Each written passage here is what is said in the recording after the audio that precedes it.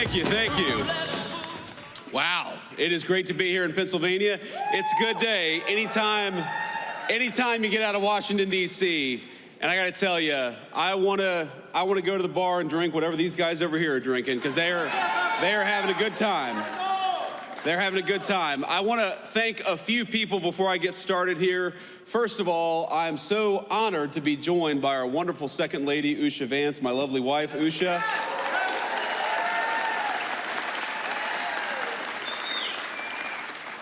I want to thank our great Secretary of Labor, Lori Chavez DeRimmer, who's doing an amazing job, and she's focused on something that I think is very much close to the heart of our great workers here in Pennsylvania, which is this very simple idea that you ought to be able to raise a family and earn a good wage even if you don't go to college. We don't want to force everybody to go to college. We want to empower people who want to work with their hands to earn a good wage and do a good job, and she's fighting for that every single day. Lori's doing a great job.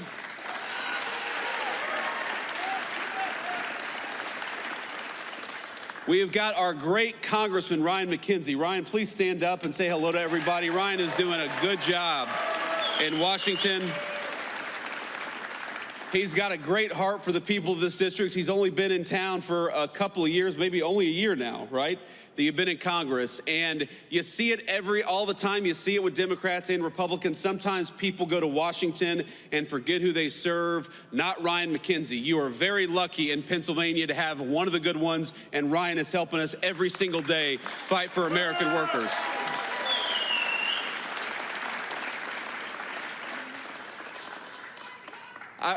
I believe, young man, shouldn't you be in school?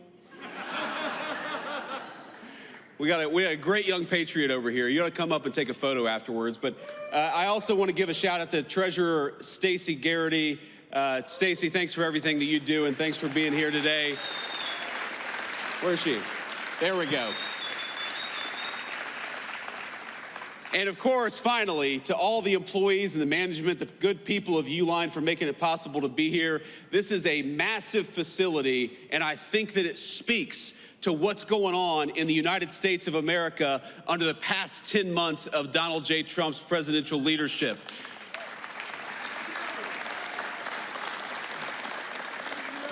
Under this president, my friends, we are building again. We are investing in the United States of America again. You heard our Secretary of Labor talk about it. 61,000 jobs added in the month of November, and that's not all. We saw private sector wage growth grow at a rate of 4.2%. You know what that means? That means we're seeing the fastest private sector wage growth that we have seen in this country in many, many years. And we're doing it by having a president and an administration that believes in you and fights for you. That is what we're trying to do every single day.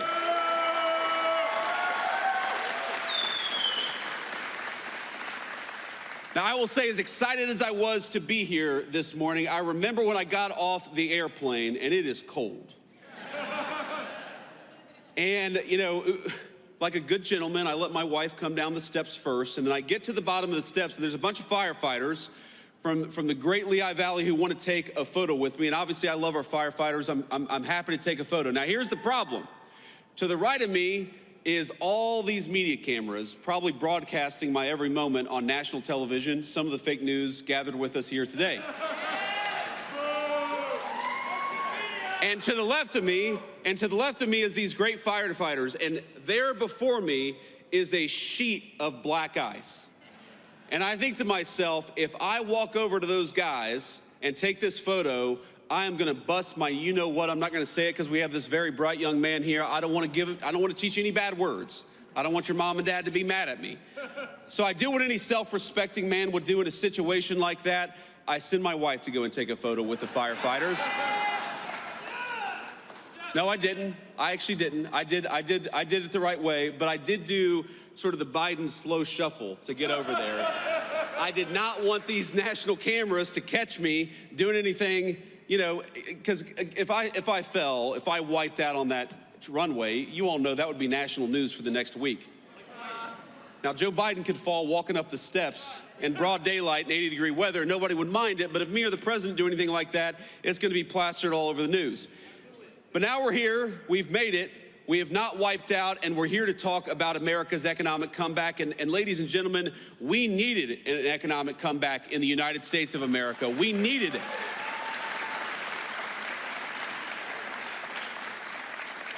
When we talk about all the wage growth, when we talk about all the people who are coming into the United States to invest in the American worker, we've got real money, real jobs, and real opportunity. What that means for the state of Pennsylvania is that in just the last 11 months, we're creating 60,000 good-paying jobs for Pennsylvania families, and we're bringing in, just in this one Commonwealth, $100 billion of new investment into this great place. That is real opportunity for the American people.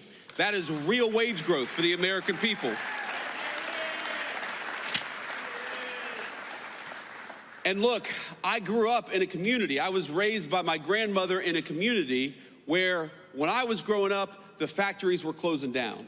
And those good paying jobs, they weren't coming into our communities, they were getting shipped overseas by politicians in Washington, D.C. The President of the United States has set this entire administration on a different course. We are sick of rewarding companies that ship jobs overseas. We're gonna reward companies that build right here in America and give Americans good wages to do it.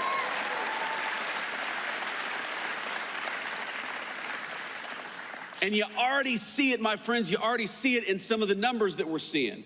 When I talk about what we are most proud of, I probably start with what we've been able to do at the southern border, and we'll talk about that in a second. But right after that is, if you go to the Biden administration, the average American family lost $3,000 of take-home pay through the terrible inflation of the Biden administration. In just 10 months of the Trump administration, the average American family has gained about $1,000 of take-home pay. Now that difference could not be starker. When Joe Biden was president for 4 years, he took $3,000 out of your pocket. And in just 10 months of the president's leadership, we have put $1,000 back in your pocket. That's what that means. And that's just the beginning, my friends. That is just the beginning. Because if you look at what we are doing every single day, you are going to have, and if this doesn't turn out to be true, I'll come back here and you can all tell me I'm wrong, but I'm telling you it's going to be true. You are going to have middle-class Americans, middle-class Pennsylvanians, some of the best tax season in 2026 that you've ever had. Because if you look at no taxes on overtime, no taxes on tips, when we talk about no taxes on your auto loans if you buy an American-made car, now those are political words. I'm sure you've heard them on TV, but starting with tax season in just a couple of weeks, you're gonna see that in your tax refund. That's what that means, more money in your pocket, because you've got a president and a Congress that are fighting for you for a change, and that's exactly what it should be.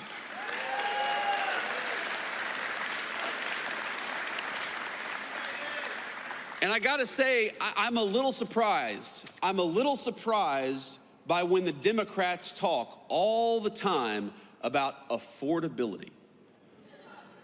Democrats say, you know, things aren't affordable. This isn't affordable. This has gotten more expensive. Drugs have gotten more expensive. Housing's gotten more expensive. And you know what? They're right, and it was because of them. It ain't that hard. If you go back to the 4 years of the Biden administration, why did housing get so expensive, double in price during the Biden administration? It's because Joe Biden let in 20 million illegal immigrants who took homes that ought by right go to American citizens and to the people of this great state.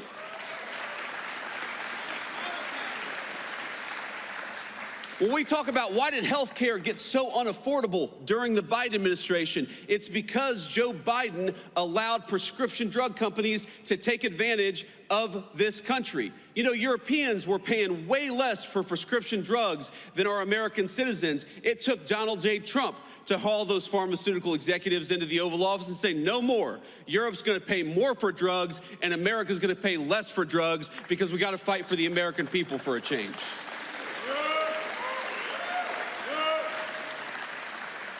Why have rents gone down for 4 consecutive months? And I know they're still too high. But why have rents gone down for 4 consecutive months? Because we're starting to get those illegal aliens out of the United States of America. Those criminals, those gang members, those people who are taking homes that ought by right go to the people in this room and your children and your grandchildren. It's simple economics. If you have fewer people, fewer illegal aliens trying to buy homes, that means American citizens are going to finally be able to afford a home again. It's very, very simple economics. When you ask, why is it that we have trillions of dollars of new investment coming into the United States of America? Because we finally got a president who says, if you're going to build in America, if you're going to invest in America, we're going to make it easy for you. But if you're not going to build anything in America, if you're going to try to ship an American job overseas, then we are going to penalize you for doing something overseas that you ought to do in the United States of America. That's why we've got so much money coming in.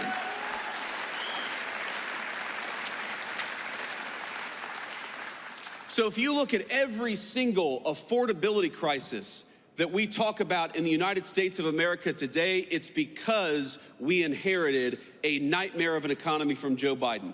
The highest peacetime debt and deficits in the history of the United States of America, that blows the door off inflation. The highest energy prices in the history of the United States of America. We are in one of the great energy regions in the entire world, not just in America, in the entire world.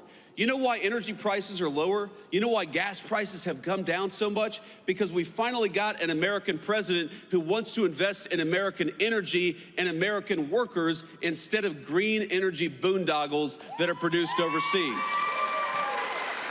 Thank you. So on all these things, my point, ladies and gentlemen, is that we are making progress. And I never forget where I come from, I never forget who I serve, and I know that there is so much more progress to be made. I remember my grandmother, in times like this of the holidays, of course, I think a lot of us remember the loved ones that we've lost. I remember my dear Mamaw, that's what I called her, and I was in a particularly hard math class in high school, and she said, what do you need to do well in this class? My grades weren't so good, and she went out, even though she could not afford even the essentials in life, she went out and got me a calculator, a very expensive calculator, so that I could do well in this math class. I remember what it feels like for American families when you have the government take $3,000 out of your pocket through higher taxes and higher inflation. I know what it's like for a woman who's trying to support a grandson but can't afford her prescription drugs because pharmaceutical companies are taking advantage of the United States of America. I remember what it's like when you have to choose between putting food on the table or getting the prescription that you need to stay healthy. And that is not a life that Donald Trump or I want for the citizens in the greatest country in the world. We want you.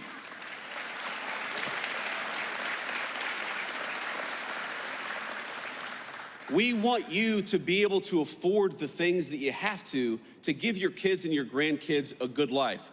We want you to check your credit card statement and for that to be an annoyance, something you gotta do rather than something that causes a lot of stress and anxiety. We don't want a single parent or grandparent to have to look at their checking account and decide whether they're gonna buy food or whether they're gonna buy medicine this month. We are fighting for you every single day, and I don't want you to think for 1 second that because Joe Biden gave us the worst economy in the world that we forget it. No, we know. We know exactly what we were left with. We know exactly the consequences that it's caused for so many of our great families all across Pennsylvania. And I promise you, there is no person more impatient to solve the affordability crisis than Donald J. Trump, the President of the United States.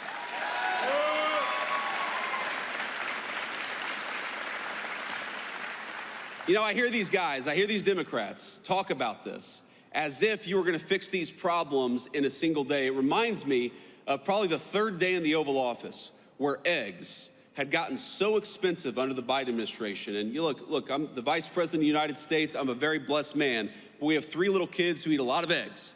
And so I know the price of a dozen eggs. So the price of eggs got really high during the Biden administration. It was the third day in the White House, and some reporter said, "What are you doing about the price of eggs? Haven't you seen they're so expensive?" And the president's like, "Lady, we've been here for 3 days. It takes a little bit of time to fix something that was so fundamentally broken." And so when I hear the Democrats talk about the affordability crisis that they created, it's a little bit like Charles Manson criticizing violent crime. Look in the mirror, my friend. You are the cause of the problem, and Donald J. Trump's administration is the solution to the problem that you created.